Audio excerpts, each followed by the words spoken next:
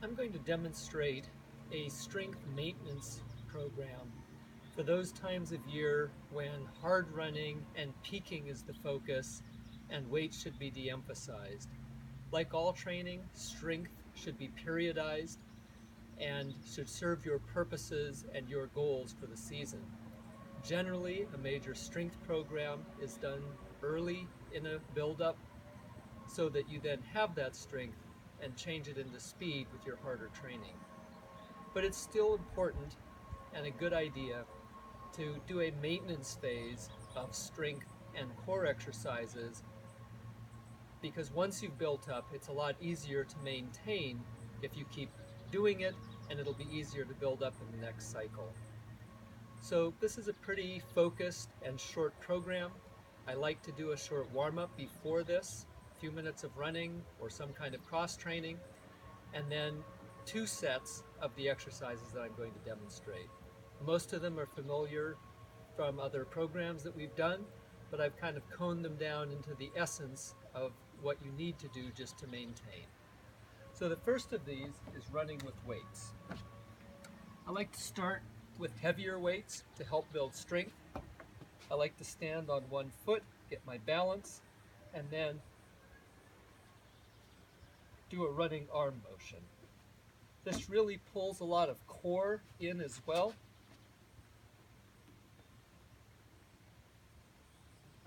And it strengthens muscles in a very running specific way.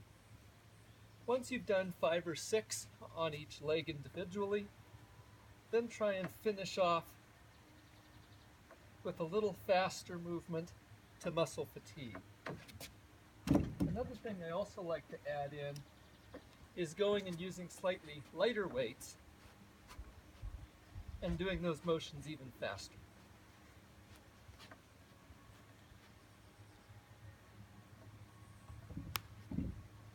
The next exercise is lateral dumbbell flies. Start with a weight that you can do reasonably comfortably. These 25 pounders are a little bit on the heavy side.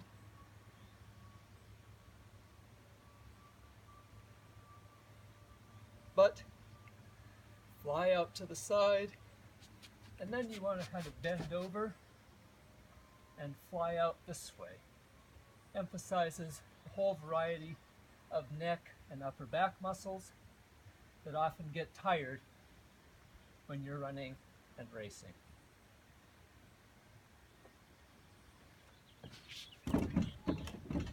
This is another one that it's not a bad idea to engage the core and start on one leg, lifting your knee, heel, and toe.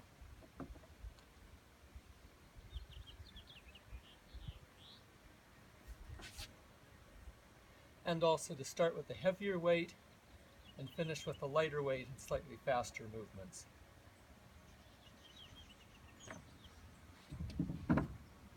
At least as a nod to maintaining some lower body, back, and leg strength, I like to do squats with an overhead press.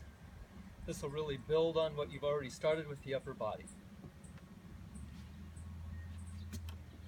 Again, it's always important to try and maintain a vertical shin angle and to keep your weight back on your heels to emphasize strengthening the muscles of the hamstrings and glutes.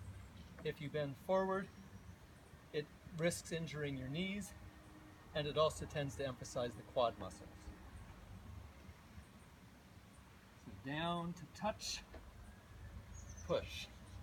Down to touch, push. Down to touch. And you notice how my toes are off the ground and my weight is on my heels. Nice whole body exercise, gets your back. At some point, your arms are going to become a little tired, and then you can finish this just by doing a series of squats without the overhead press. For some people, switching to a somewhat heavier weight to finish up the squat exercises may be appropriate. And again, trying to maintain as much of the vertical shin angle and not leaning forward is an important thing to remember. I think the next one is push-ups. Good whole body exercise, gets a little bit of core. There are a whole variety of modifications, from just one-legged to leg to the side.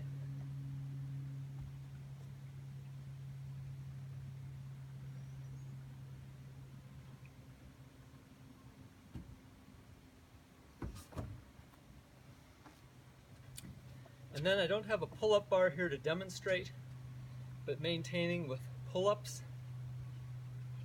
And if you have to, step on a chair with one foot, use your upper body as much as you can, and then use your foot for whatever you have to be able to complete a set of 10 pull-ups or so. I like to then go into back plank. Put your heels down on the ground, push up, hold up. Once you've done about 8 or 10 of these, then go ahead and lift a leg and do single leg.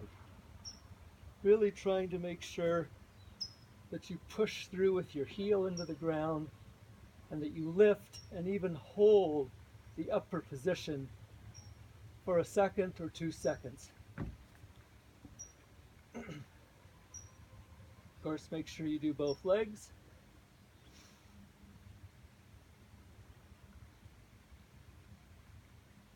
And then finish with both legs down.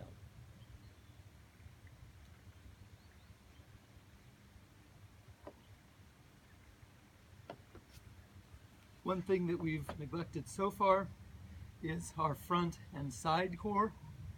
And so doing some sort of a crunch type sit-up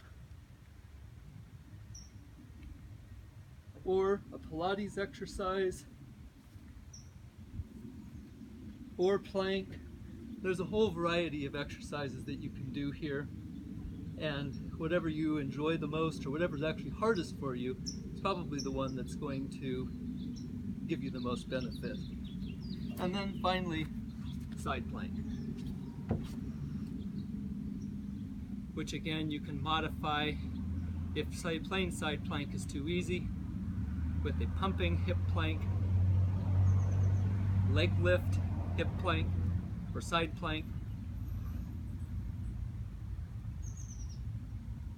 or running side plank.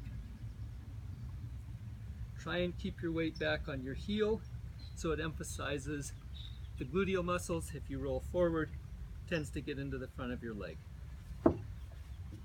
This series of exercises probably won't take more than about 5 to even 10 minutes, and maybe 10 to 15 minutes total for 2 sets. But it can do an awful lot to maintain strength that you've built earlier in the season. Good luck with your exercises.